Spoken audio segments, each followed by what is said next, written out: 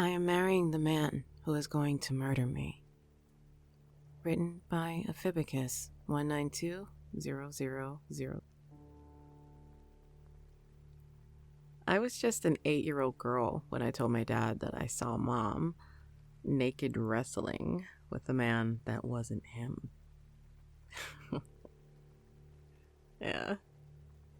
She swore up and down that she never cheated on him, but Dad didn't believe her. 2 years after the dust had settled over the messy divorce, my mom started seeing a new guy she met in AA. She introduced me to him, but I already recognized him. He was the guy I saw sleeping with my mom when I was 8, but they wouldn't have sex for the first time until 5 years later, on their wedding night. Mom was a good woman. It was around that time that I realized that I could see things before they happened. I'll answer some of the questions you probably have. No, I don't know the winning lottery numbers. No, I don't get to choose what future I see. And no, it's not easy to change the future once I have a vision about it. My visions are a lot like one of those 1,000-piece jigsaw puzzles. I get to look at the image on the box to see how it will turn out in the end. But it's like other people are putting the puzzle together, and I can't stop them.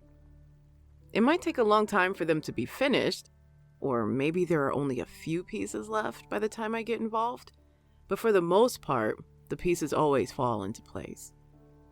I can try to remove certain pieces, or rearrange them, or force the wrong pieces together. Sometimes I do end up changing the future for the better. Other times, all I ever accomplish is making the final result a lot sloppier. And sometimes nothing changes no matter what I do. When I was in high school, I had a vision of a close friend dying in a car crash. I went to the party where I knew he would get too drunk to drive, but try to drive anyway. So I stole his keys. He decided to take his girlfriend's car instead, along with his girlfriend. My original version saw him dying shortly after running off the road, but since I intervened, he instead T-boned a minivan at 90 miles per hour, killing himself, his girlfriend, and the father of 4 in the other car. And like I said, sometimes when I try to change what is already supposed to happen, it ends up coming out a lot sloppier. There's always a chance that I make things worse, so I usually try not to change things. But there are some things that I just can't let play out, no matter what else may happen. I was once at a restaurant, and I recognized the couple across from me from one of my visions. In my vision, I was watching a news story about a beautiful young woman who was cut up into pieces and left in black plastic bags all over the city. It was her. The news story then went on to show the man who murdered her. It was him. From the looks of it, she was falling head over heels for the creep. I sent him drinks and flirted with him aggressively until he lost interest in her, which made her storm off in humiliation. I'm sure she hated me for doing that, but if she knew what she was headed towards, I'm sure she'd be glad that I intervened. I looked her up sometime after that. She's a practicing nurse now. Still alive. Has a boyfriend. Last I checked, he proposed. He seems like a much better guy than her date even pretended to be. And speaking of that monster, I never saw him in the news, which means he hopefully hasn't killed anyone. Or he just hasn't been caught. I hope I never get to find out which. It's so much worse being a woman with this gift, especially because I don't want to be alone forever. After I caused Mom and Dad to split up, I prayed every night that they'd get back together. But when it became clear that they never would, I promised myself that I'd find someone and have the happy marriage that I always wished they had. But being able to sometimes see how a date is going to end before it even starts has destroyed all my trust in men. And it's already hard to trust them. There are times that I feel like I'm almost ready to get back into the dating scene, only to have a horrifying vision showing how putting my trust in a stranger plays out. I know that every guy isn't like that, but too many of them are. And I don't get to see the future of every date I get to go on, just a few of them. So the best I can do is avoid the truly awful men who attack me in my visions. But my visions have only saved me from some evil men. Some, not all. But I won't need to worry about other men anymore, because I know who I will end up marrying. I've had a vision of a moment we share together, sometime in the future.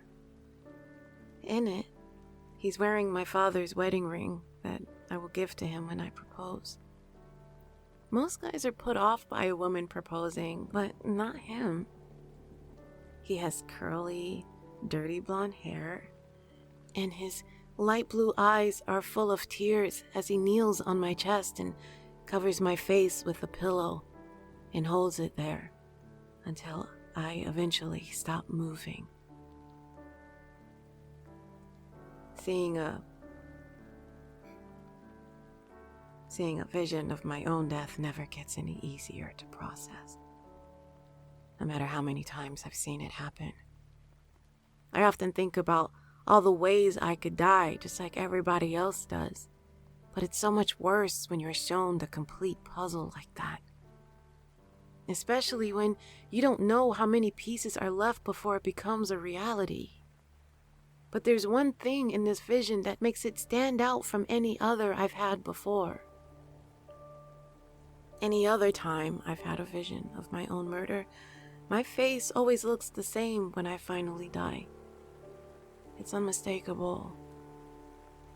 Even after the shock, or fear, or confusion, or pleading, I always die with this regretful look on my face.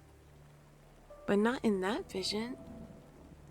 Right before the man with the dirty blonde hair lays the pillow on my face, I look peaceful. I look ready. I look happy.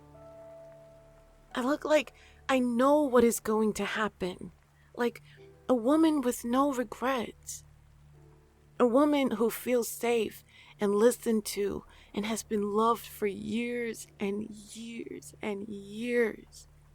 I look like I finally understand something that can never be explained. I keep thinking about the way that I looked in that vision. In my entire 32 years of life, I have never felt anything close to what I've seen I could feel in my last moments alive. I never thought I would ever get to be happy. I've only imagined a deep, deep misery at the end of the line for me, as hopeless as it was lonely. I have spent my life convincing myself that my death would only be as painful and terrible as my life has always been, and I saw no way out. And I've tried to take my own way out multiple times. I want to feel the way that I felt in that vision. And I know it's possible. No, it's guaranteed. All I have to do is accept it and not try to change the future that I've already seen. I can get all the things that I want in life. I just have to die. And look, I want to be clear. I am terrified of dying, but I am more terrified of living a life that never gets to experience that one fleeting moment of happiness. I'd rather risk dying happy than survive being unhappy. I don't know if you'd understand unless you've lived my life. I don't know if anyone could. Full disclosure, I found the dirty blonde man in my vision. I've been dating him for a year now. He's so funny and kind, and he makes me feel so heard and supported. We've had ups and downs, but we always come back together to talk things out. I love him. I know he's the one. I know he's the one. I'm actually going to propose to him as soon as I'm done writing this. I'm going to offer him my dad's wedding band, of course. I am pretty sure he's going to say yes. I'm both looking forward to it and dreading it at the same time.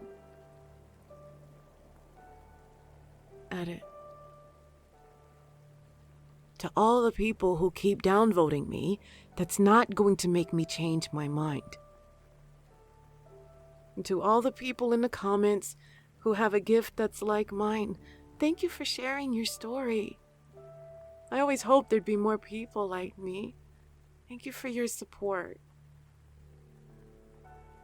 To all the people in the comments who are telling me I'm crazy or narcissistic, or that this is all simply a symptom of trauma, you aren't the first to tell me that.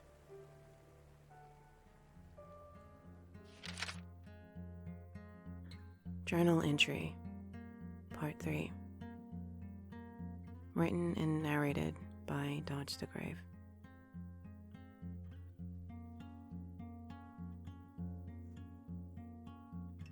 To 1822.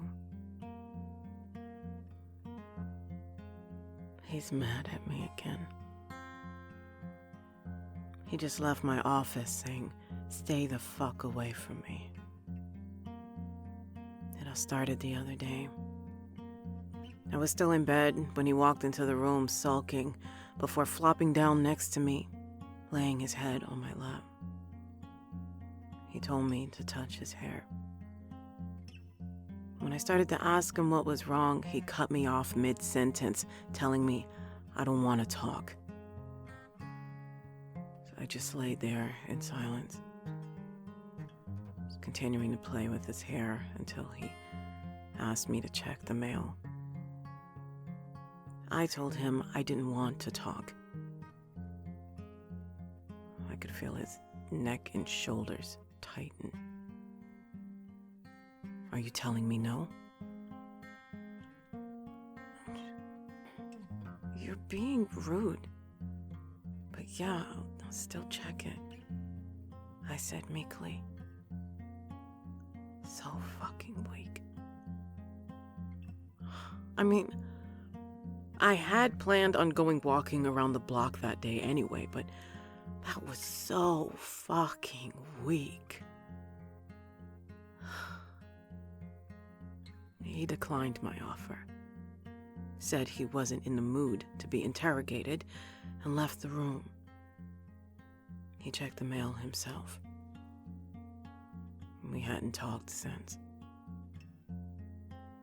We just kept avoiding each other all day, making our own meals and eating alone. I stayed in my office and he kept the door to his study shut. He was sitting in the living room watching a movie when I came downstairs to eat, but he didn't say anything to me. He had already made his dinner, turned off the oven, and finished eating, so I figured he still wasn't in the mood to talk. The next time he said anything to me was 27 minutes ago, and it was bookended with the door slamming shut. He didn't slam it very hard. He slammed it harder before. I almost felt disappointed when he didn't shake the foundation like last time. I could tell he was trying not to cry, so I prepared myself for the shockwave to pass. It didn't. Maybe he was trying not to further damage the door. I don't know how I feel. okay? I just feel numb. I feel like I'm supposed to cry, but my body just won't let me. For years, I've had to stuff so much of my feelings down that it would probably take him hitting me to make me feel anything. Work has been so hard on him lately, and now he's taking it out on me. Every time he asks me to help him do something, I end up leaving feeling like discarded trash. He apologizes, giving me a hug before I leave, but I always feel like shit. Yeah, a hug can't fix that. What's the point of apologizing if you're just going to keep doing it? So when he cut me off the other day, that was just the last straw. I, pathetically, stood up for myself for once, and this is what I get. I'm not going to bed tonight. I'm just going to stay up here in my office. He'll either be pissed off and go to bed, or he'll come up here and scream at me, slam the door, then go to bed. Maybe he'll do both. Sometimes he goes to bed, wakes up when he realizes I haven't come to bed a few hours later, then comes upstairs and screams at me. Let's see which one he chooses tonight. 2/19/2022. He didn't do anything. He just went to bed. But I was so anxious about what he would do that I spent all night in my closet. I was too scared to fall asleep. I kept imagining him violently opening the door, screaming in my face, kicking me in the head, shooting me with one of the guns he keeps stored underneath his boots, then slamming the door shut. Just leaving me to die in a pool of carpet-soaked blood with his spit drying on my face. I wondered if it was worse to be kicked in the front of the head or the back. I wondered if it would be better to keep the closet door opened or closed. If it's open, then at least I'll be able to hear him coming up the stairs and opening my room's door. But if it's open, then he may be so angry at me that he'll just pull the gun's trigger as soon as he sees me. If he has to open my closet door, maybe he'll take a moment to think twice about killing me, though. Or perhaps I'll have a second to defend myself, catching him off guard.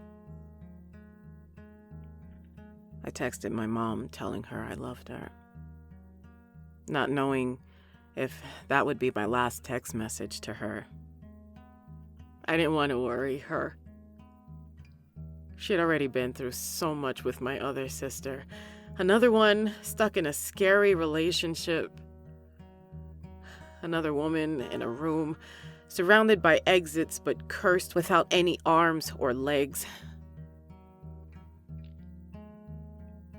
It took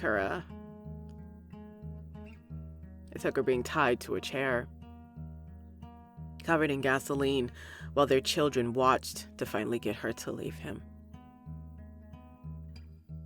I wonder what it would take me. I also decided to send a text to my other sister to call me at 9 a.m. to wake me up. Just in case he woke up in the morning. Noticed I hadn't come up to bed and became enraged. I hoped that at least having someone on the phone would deter him. Maybe hearing the phone ring would snap him back to reality as he's stabbing me multiple times in the heart with a butcher knife, but he never came. It was 8:50 a.m. and I was still awake, sitting on my closet floor. I texted her back that she didn't have to call. I noticed my mom had responded back to my text, so I know she could tell that something was up. I'd be suspicious too if my daughter, who took a month to respond to text, had left me a random "I love you, Mom" text at 4:30 in the morning. I told her what was going on. That I would try to talk to him when he woke up. Wait. I can hear him running up this.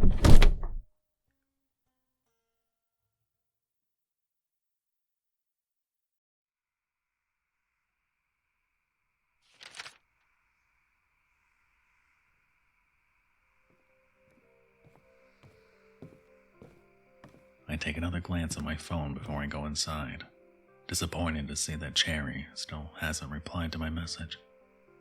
I sigh and open the door.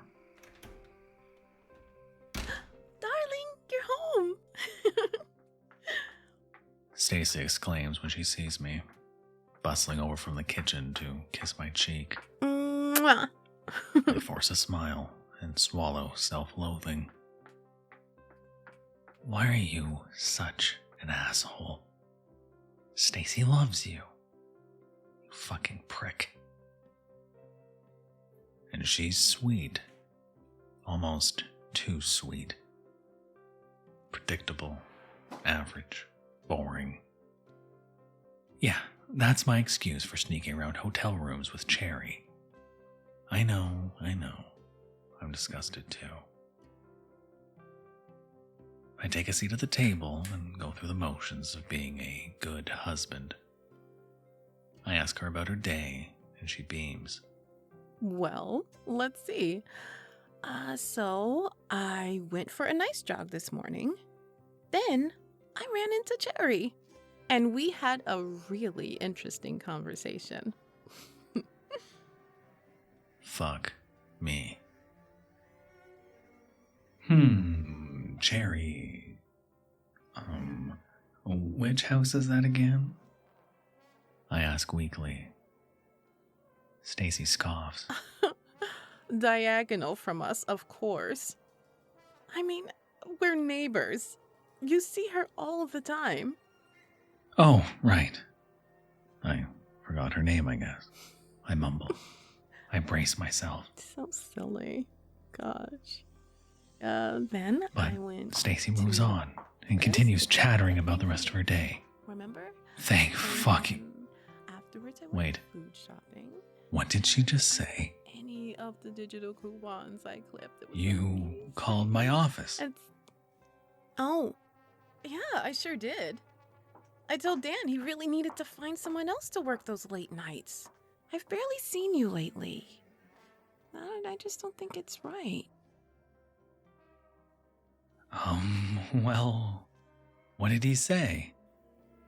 Oh, yeah, he said he'd talk to you about that tomorrow. Ah, Dan. I owe you for that one. You could have outed me, but you didn't. You get it, man. You get it. Well, it was going to be a surprise, but I can't wait any longer. How do you feel about having dessert first tonight? Too fucking sweet. Literally. That sounds great. Ta-da! For you, my love. It's your favorite, isn't it? She chirps, coming back over to the table and placing a pie in front of me. She slices into the crust. Warm red innards come spilling out as she scoops a piece onto my plate. A cherry pie. Does she know? What did Cherry tell her? My fork hovers over the pie. Stacy waits expectantly. Would she poison me? No, of course not. Not Stacy, not sweet Stacy. I take a small bite. Well, how is it? It's delicious. I say, taking another forkful. Good. Because there's plenty more where that came from. She laughs, opening the refrigerator door. I'm taken aback. It's filled with pies. Tracy, what the? And then I start to choke. I put a hand to my mouth, gagging violently as something hard hits the back of my throat. I spit it back on my plate. Utterly repulsed, there, atop a pool of red, is a fingertip. Cherries. What? What the fuck did you do? Oh, come on, darling, eat up.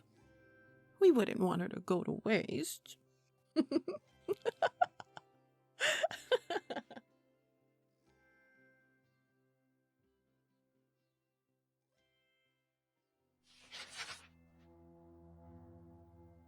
I want a divorce. Written by Jjustingraham. I kept my voice steady. What are you talking about? I don't want you to come home. I've already put your things in boxes. They're in the storage locker. Look, Hannah, what is this? We said we could talk when I got back. I closed my eyes and remembered why I needed this. Finding strength in the certainty that I was doing the right thing, I gripped the phone hard. There's nothing more to talk about, Michael. We don't work. We haven't worked for a long time. I'm not ready to just move on. Just forgive and forget. I just can't do it. Is this about... Don't you fucking say her name. Baby, I told you. It was a mistake. It was only a kiss and I stopped it. It just happened. I don't have any feelings for her. I love you. That's bullshit, Michael. Nobody held a gun to your head and made you kiss her. You did it because you wanted to, because you could. And it's not just about her. Look, I don't want to argue, okay? This is better. It's better for you. It's better for me. It's better for Rebecca. It's just better. I can't just walk away, Hannah. The two of you are my whole life. Everything else is just shit I have to do so at the end of the day, I can come home to you. I'm sorry, Michael. I don't feel that way anymore. What? I don't love you. You don't love me. The phone shook in my hands as I blinked back tears.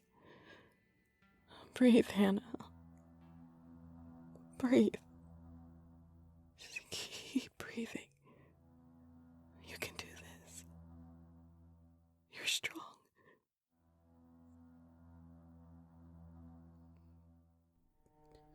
No. Not anymore. I heard him cry over the phone. His voice was thin, whining. You're lying. I'll always love you, Michael. But I don't love you like that anymore. I can't. There's just too much baggage. It's like sitting in a car that's going nowhere. I can't anymore. I need to breathe again. An inarticulate sound came through the line, garbled. He was probably pressing the phone against his chest, trying to find the right words, so I said them for him. Goodbye, Michael. My lawyer will be in touch. Hannah, I hung up on him and threw the phone on the couch, sinking to the floor. I couldn't hold the anguish in anymore. I felt like I was going to be sick. Well done. I looked at her. Her perfectly manicured nails, curled hair, sweetheart dimples, the knife she held against my baby's throat. I did what you wanted. He's all yours. Please let Rebecca go. Oh, sweetie. We both know that he'll never leave you. But hearing you on the phone just now, do you think anybody would be surprised when he comes home to Rebecca laying in her crib with a pillow on her face and you face down in the bath? I wailed as she cooed. Don't worry. Rebecca won't feel a thing.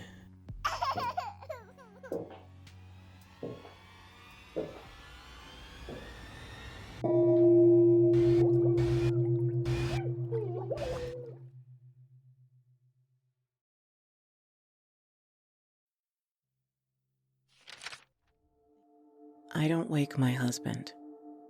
Written by GarnetAndOpal.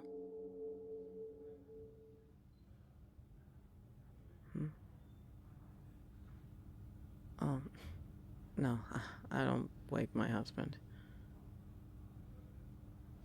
Because I never know who he'll be if he's roused too quickly. My husband, Grant, has a rare disorder. When wakened from sound sleep, any one of the multiple personalities who can show up will be in charge. And it is always a full-blown scenario that the personality is experiencing at that moment. He could be bullfighting in Spain, dancing in a waltz contest in Germany, or sniping enemy combatants in a jungle somewhere. He can also be a tiny, scared little girl on her way to the dentist. It is always best to just let him wake up slowly and on his own. I used to write down a name if I could get one from him, and a description of the personality each time one woke up. But I stopped after 40-some personalities. The personalities never showed up a second time. No repeats. Then one day, he woke up one day, speaking a language I couldn't understand. I recorded some of it. He was super agitated, talking a mile a minute and waving his arms all around, just glaring at me like I needed to do something. It took over an hour for him to get back to himself. When he is himself, he has zero memory of what just happened. He doesn't know who these personalities are. He's just an uncomplicated, good-hearted guy. No fancy family background, no time abroad, no weird friends. You know, he's a cook at Waffle House, working at the same job for 8 years. He goes to work and leaves the job at the door when he gets home. He likes a couple of beers in the evening, and he watches baseball if one of his teams is playing. He's helpful and cheerful most of the time. One night a month is boys' night, and he goes to a friend's house to meet up with another 4 or 5 guys. As far as I can tell, Grant isn't a spy, and neither are any of his friends. They're just a bunch of regular guys. On weekends, we do chores during the day, and at night, pop popcorn for movie night, which is Netflix on the couch. But I can't sleep in the same bed with him.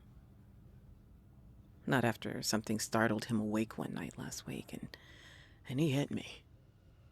He yelled, "That son of a bitch has a gun," and then punched me with his fist full force in the gut. I managed to roll out of the way from the second punch, and rolled out of bed, ending up in a heap on the floor. Grant stood on the bed and looked down at me, and all I can think of was a jaguar leaping out of a tree on its prey.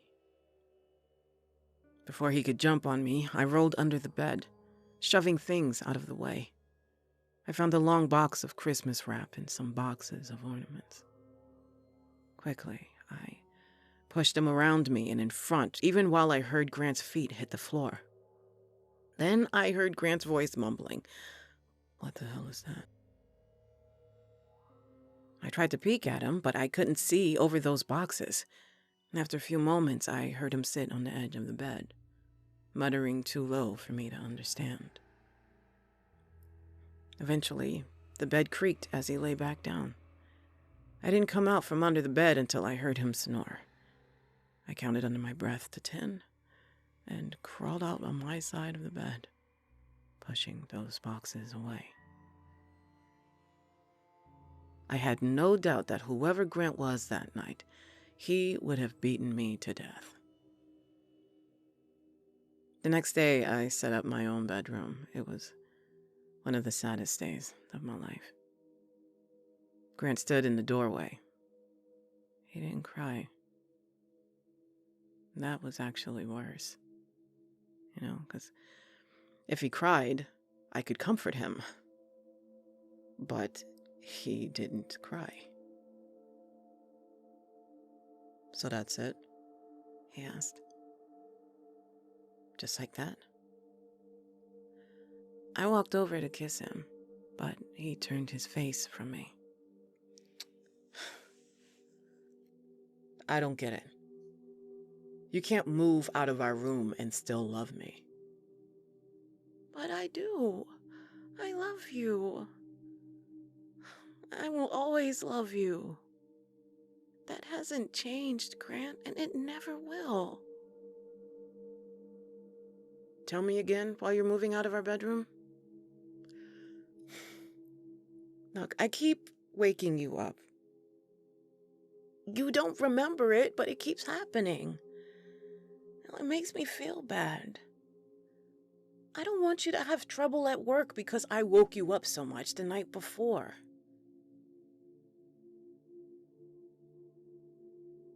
He stood there looking at me for the longest time. "And so, where do we have sex? We are still having sex, right?" "Anywhere you want. Anytime you want." Looking as if he didn't believe me, he asked, "How about here and now?" I took off all my clothes. My bed was just an old twin-size mattress on the floor. I hadn't even gotten sheets for it yet. And then I got on my bed and held out my arms to him. He was so gentle, as if he kept expecting me to stop him. I held on to him and cried part of the time, trying to keep my tears from him. I would have lied and told him they were happy tears, happy that he still loved me. But they were sad tears because I had hurt him.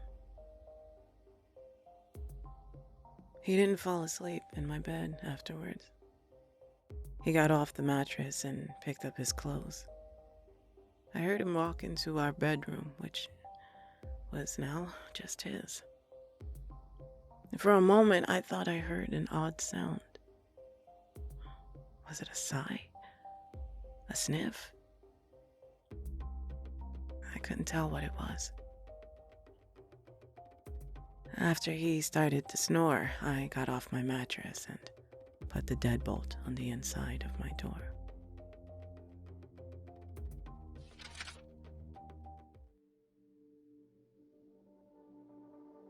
Lovers Once Again by Reddit user PeaceSim. My foot slips on ice. I stumble, nearly falling before balancing against a glass window. On the other side, a mannequin flaunting a retro outfit gazes vacantly at me. Luckily, my misstep went unnoticed. Brett and Angela are too immersed in their shared affection. They remain oblivious as I continue to follow them down Carey Street. Angela isn't clumsy like I am. The strength of her grip against Brett's hand is calculated and comfortable. He never pulls his hand away and says, "Ouch, ease up there, that hurt." Not to her. He tosses his empty paper cup and leads her into chop suey books. I enter a moment later. Inside, I position myself in a corner by a fire extinguisher. A tuxedo cat brushes against my leg as I watch them peruse the sci-fi and fantasy section. Brett used to do this with me, back when he loved me, before he threw me out, before he found a replacement. They exchange a quick kiss. It makes me yearn for the feel of Brett's lips against mine. The physicality of our bond, how Brett expressed his love for me, is what I miss the most. I know what he and Angela are up to after he closes the shades of his bedroom window around 9:15 p.m. every weeknight, and before he opens the shades around 8:40 a.m. every weekend morning. It simply can't compare to what he and I once had. Brett brings a book to the checkout counter. She's a 10, isn't she now? Says the clerk through a smirk.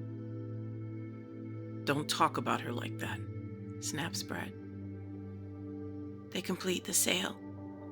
The clerk's eyes walk up and down her perfect, gorgeous frame as she steps back outside. At the Bird Theater, Brett buys 2 tickets to the matinee. I buy 1. I wait in the lobby. I'd seen how much coffee Brett had been drinking. An hour later, Brett emerges for the men's room. Now's my chance. Brett is a creature of habit. I find her quickly. I scoot through the otherwise empty back row where Angela watches the screen as blankly as the mannequin watched me. Swiftly, I remove the fire extinguisher from inside my winter coat and swing it with all my might. Sparks fly, wires snap, Angela's head disconnects and falls. Her arms jostle protectively. I dodge them. My hand slips down the back of her neck and presses the button 3 times. Her torso powers down. I stuff Angela's remains under the neighboring seats. Soon, my lover will return, and he shouldn't notice that his old Angela 9.0 has replaced his new Angela 10.0 until the movie ends. They said that my model had defects. Defects like jealousy and clumsiness. That I should be shoved into a trash can while a replacement arrives. But Brett couldn't get rid of me that easily. He returns. I grip his hand. Suspicion flickers, then fades. I relax. For the next hour, we are lovers once again.